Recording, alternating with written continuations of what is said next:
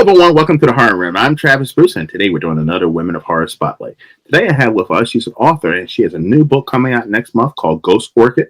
I have the author, Jenny Allen. Jenny, welcome to the Horror Room. Hi, thank you for having me.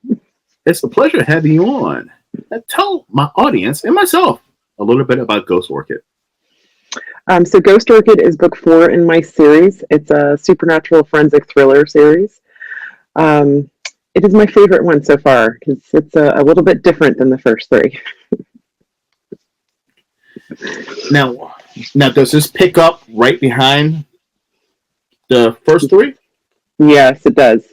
So book 1, Bloodlily, ends in a bit of a cliffhanger, goes right into book 2, which is Rose of Jericho. Then you get a bit of a break. 8 months later, The Lotus Tree starts, which is book 3. At the end of The Lotus Tree, there's only 3 days between that and the start of Ghost Orchid. So, right on through the journey. Now, Jenny, I'm always fascinated when I meet an author and they make a book series, and majority of them tell me that that the first book they weren't planning on making a series. Like the first book kind of got left on a cliffhanger, but got an open door to it, but they weren't planning on it, and in some kind of way it turned into a series. Now I'm assuming that you always are planning this for this to be a series.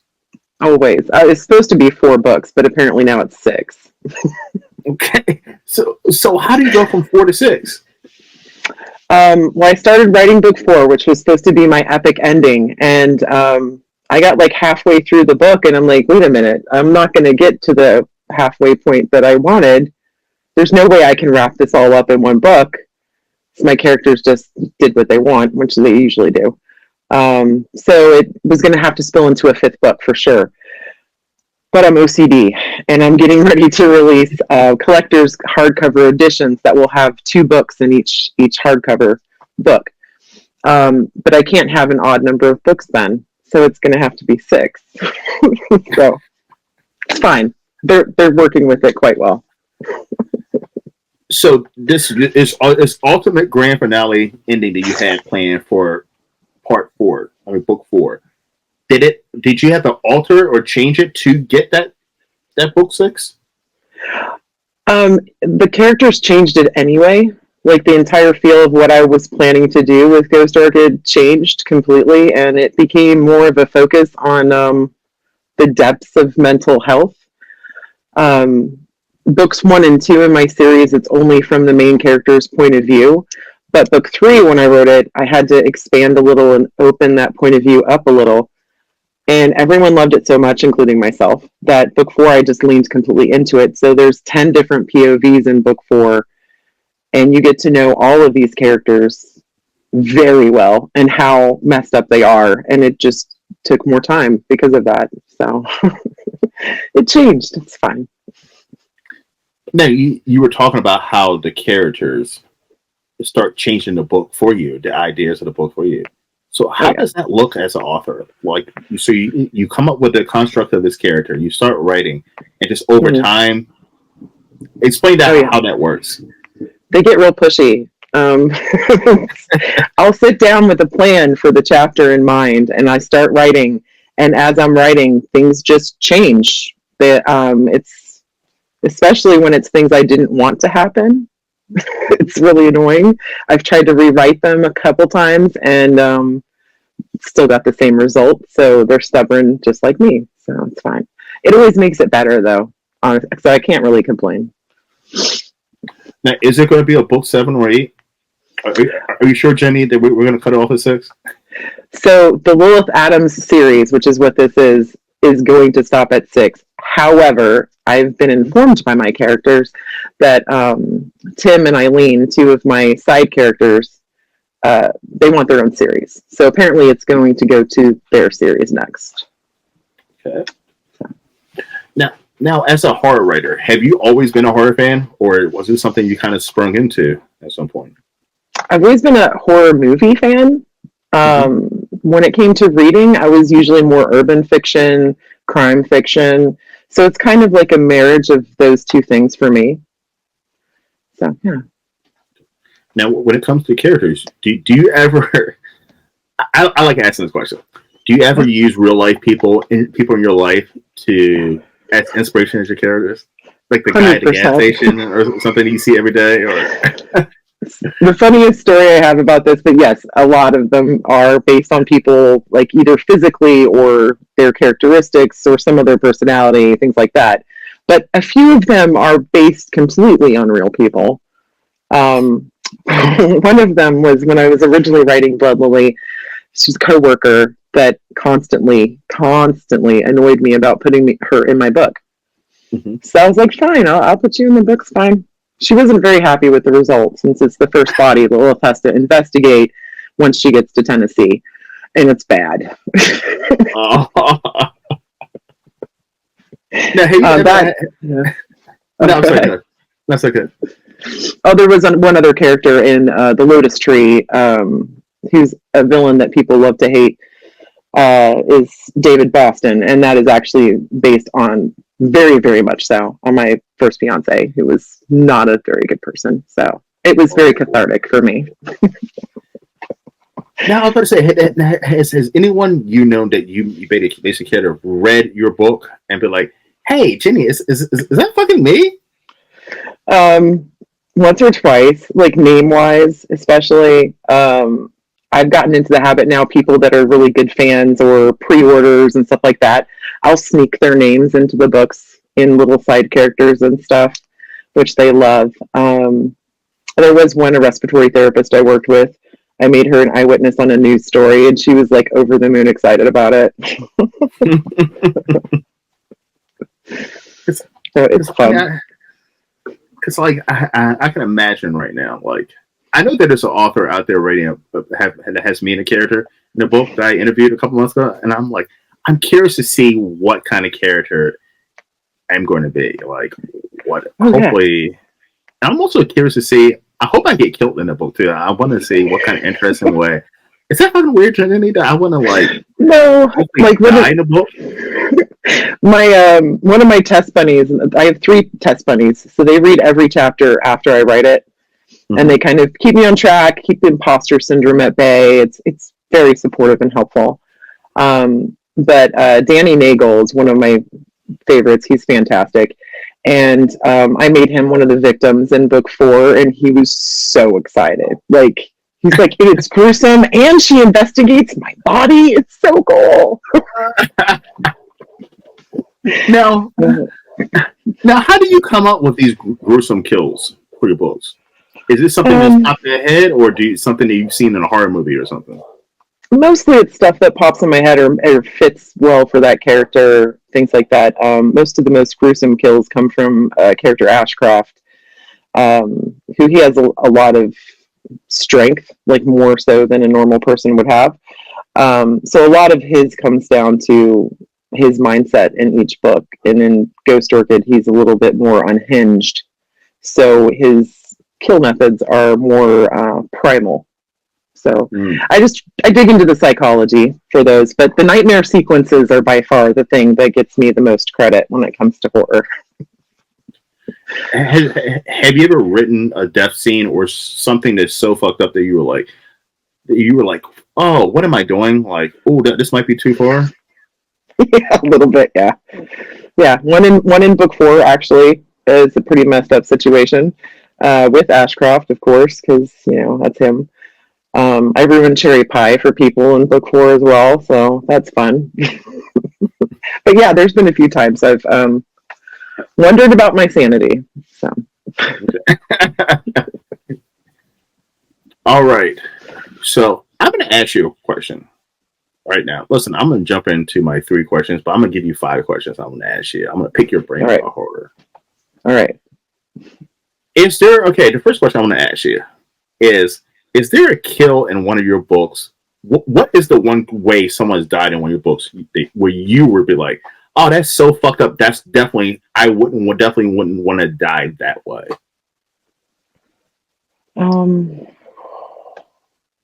Yeah, in book 1, not to have too many spoilers, but the first body she investigates in Tennessee, which was based on the woman who constantly wanted to be in my book. Ashcroft pretty much tortures her over the course of 24 hours. Like it's just extreme. A lot of cuts and burns and slicing places that you wouldn't really think to slice. And yeah, I was nauseous writing some of it. I won't lie. And I'm a nurse, so it's yeah.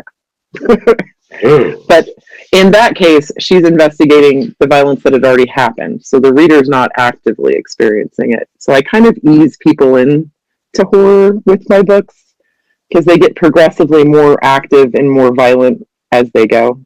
So, yeah. But that one, it was slicing the ears into ribbons, and then in a nightmare sequence later, they were like flapping against her skull. Oh. Yeah. I know. All right. This is the second question. What is the best review of any of your books you receive? Listen, it could be good or bad, but the one that sticks out in your head the most, you're like, I like that fucking review. My favorite is the 1-star review that I got from an extreme Twilight fan for making fun of Twilight in my books. That's my favorite one. I want to make it a badge. But because I write about, I take a very different take on vampires in my books. Mm-hmm. Try and imagine what they would be like if they truly existed and how they would blend into our society and stuff. So, of course, they make fun of how pop culture portrays them. Mm-hmm. So there's a lot of digs at Twilight and Buffy and Underworld and whatever. Like, my characters are very sarcastic. So, yeah. That's my favorite one, though. Love it. And the next question is, which character in your book series would you say you have the most in common with? It's two of them, really, because the two main characters in the primary series, Lilith and Chance, they're pretty much me broken into two people. Lilith is my very scientific side, lots of sarcasm, not overly romantic, kind of nauseous when people talk about the Notebook, things like that. Like, she's just not into any of that stuff. Chance is my white knight syndrome, has to protect everyone. He's responsible for everybody. Deep, hopeless romantic, but buries that behind a lot of sarcastic wit as well. So together, they're me. Love it.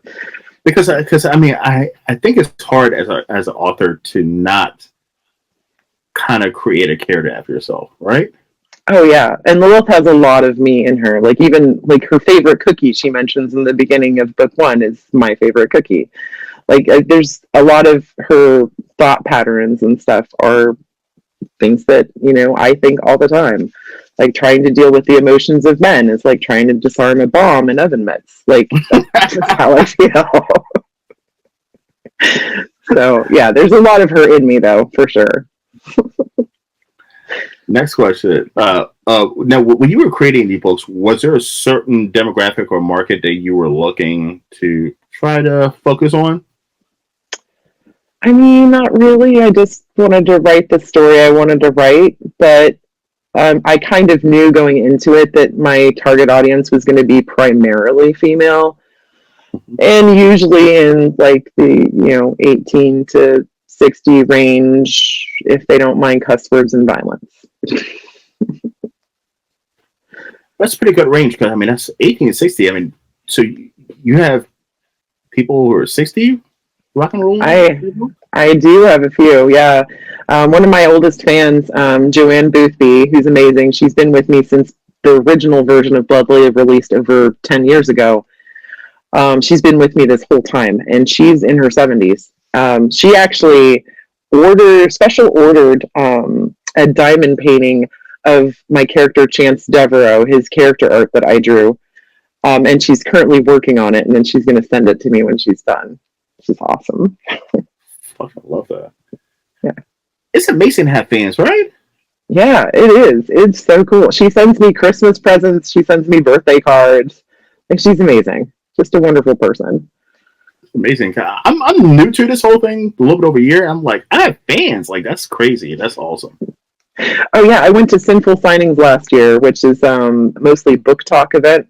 Mm-hmm. And it was the first event that I've done, and I've done a lot, but it was the first one I went to where people recognized me on site, and it was so weird to have people fangirling over you in the elevator, just like, you Yeah. wrote Blood Lily, and I'm like, yes, I did. Well, Thanks. I can see how people lose their mind getting famous. I mean, you know what I mean? Like Yeah, it's like a drug. Like when you see, can't imagine. Can't imagine. it's a really cool thing. I mean, it's Yeah, plays hell with my anxiety at times, but I'm really excited for Sinful this year because I get to meet 4 of my narrators that will be working on my audiobook coming this November. So, nice. well, they're recording it this November. And the next question I have, and the last question I've asked you, do you think when it comes to your books, are you seeing more readers purchasing the digital, or are they going with the actual physical? At events and stuff, a lot of sorry about my dog. You're fine. At events and stuff, a lot of people buy the physical copies because they want the signature. Mm-hmm. When I'm talking to people online, it's usually ebook sales and stuff. But I do have a lot of people asking about the audiobooks. Okay. They're coming. Yes. All right, Jenny, where can everyone find you? My website is jennyallenbooks.com. All my links are there. You can find me on social media. If you look on Facebook, Instagram, or TikTok, I'm on there as Jenny Allen Books. They're pretty easy to find. Awesome. Listen, everybody go down into the description, and Jenny Allen's website is down there for you, so please click on it and support. And also look out for Ghost Orchid in the next couple, I'm going to say the next month or so, right? Yeah, I'm shooting for July, so hopefully. But at the latest, it'll be before September. So Before September. And make sure to grab that. Actually, get the whole series if you have not read it, and catch up so you can be ready for Ghost Orchid.